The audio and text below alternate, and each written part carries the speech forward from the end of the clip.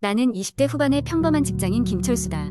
어느 여름날 대학 동창들과의 오랜만의 모임이 강원도 깊은 산속 작은 펜션에서 열리게 되었다. 동창 몇 명이 이미 도착해 있었고 나는 퇴근 후에야 부랴부랴 차를 몰고 펜션으로 향했다.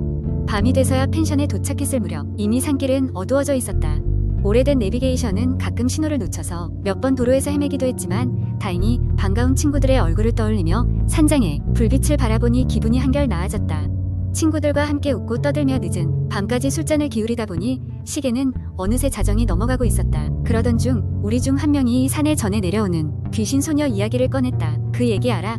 이 산에서 예전에 어린 소녀가 길을 잃고 돌아오지 못했대.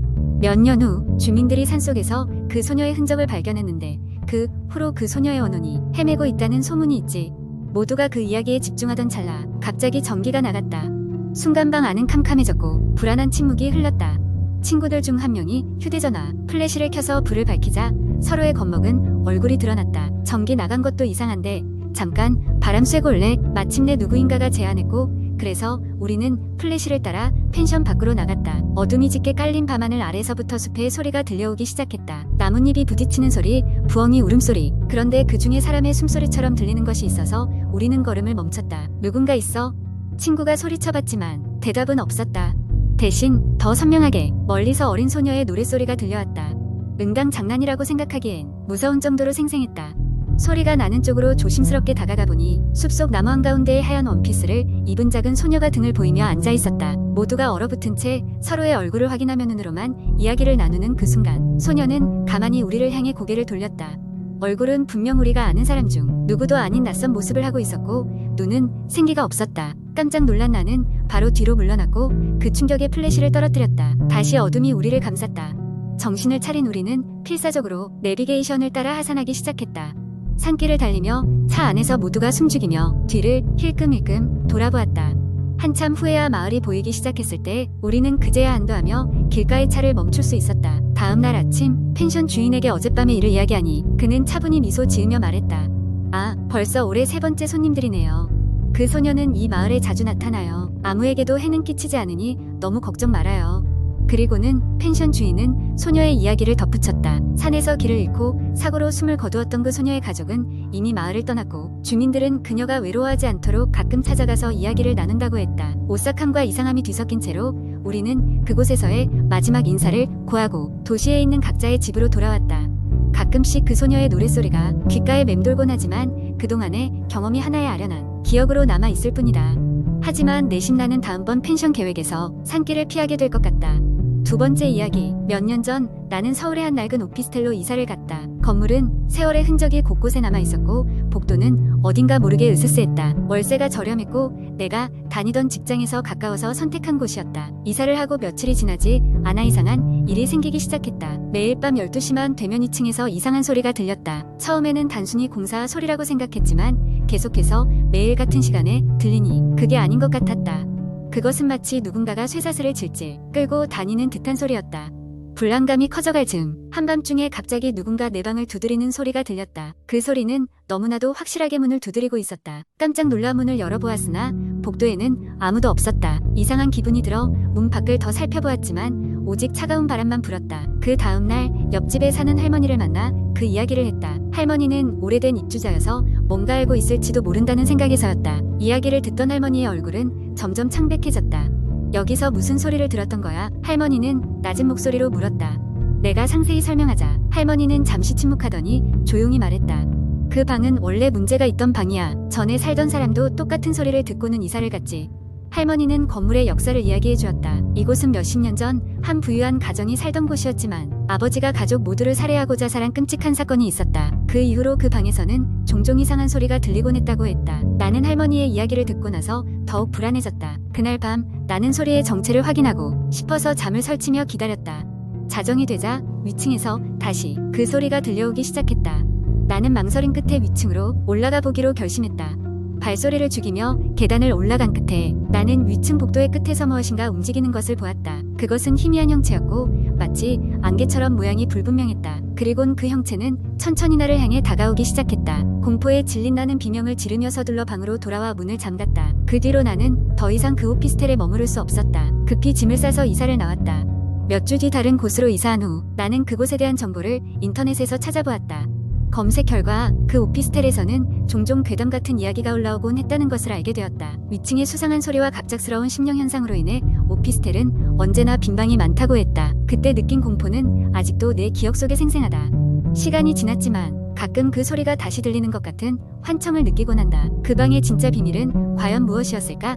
여전히 알 수 없다. 그러나 다시는 그런 일을 경험하고 싶지 않다고 다짐할 뿐이다. 세 번째 이야기 몇 년 전 서울의 어느 외곽에 위치한 작은 마을에 한 낡은 주택이 있었습니다. 그 집은 오랫동안 비어 있었고 마을 사람들은 그곳에 얼씬도 하지 않았습니다. 이유인즉슨 그 집에는 한 여인의 귀신이 나온다는 소문이 돌았기 때문이었습니다. 주택은 아주 오래된 목재로 지어져 있었고 오랜 시간 동안 관리가 되지 않아 지붕은 얼룩덜룩 녹슬어 있었고 바닥에서는 삐걱삐걱 소리가 끊이지 않았습니다. 밤만 되면 집 주위로 흐르는 강물 소리에 덧붙여 자정쯤 되면 희미하게 여인의 흐느낌이 들려온다고 했습니다.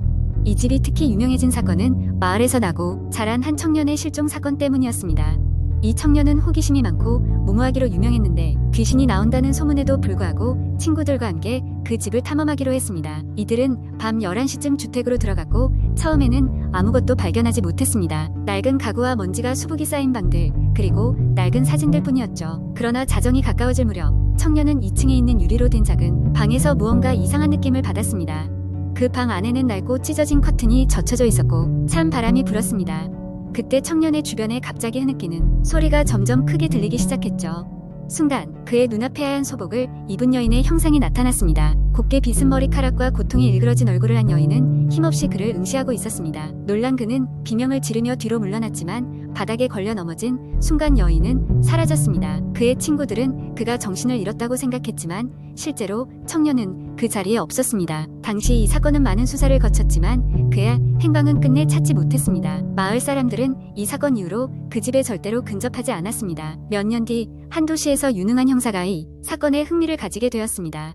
그는 오래전 실종된 청년과 관련 있는 사건의 단서를 찾기 위해 밤중에 그 집을 방문하기로 결정했습니다. 직접 조사한 결과 그 형사는 그 집에서 여러 가지 이상한 단서를 발견했습니다. 낡은 일기장 그리고 한 여인의 사진들. 일기장에는 여인이 과거 그 집의 주인이었고 남편의 폭력에 시달리다가 자살했음을 암시하는 내용이 담겨 있었습니다.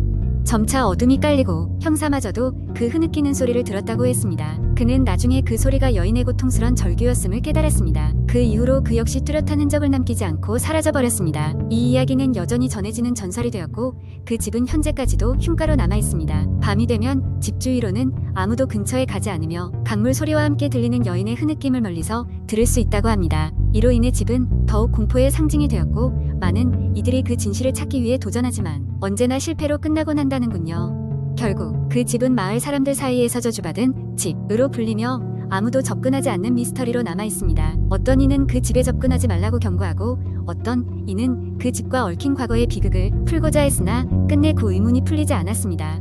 이 이야기는 사람들에게 여전히 두려움과 호기심을 불러일으키며 시간이 지남에 따라 더 많은 전설을 낳고 있습니다. 네 번째 이야기 한국 인터넷에서는 종종 무시무시한 공포 이야기가 회자되곤 합니다.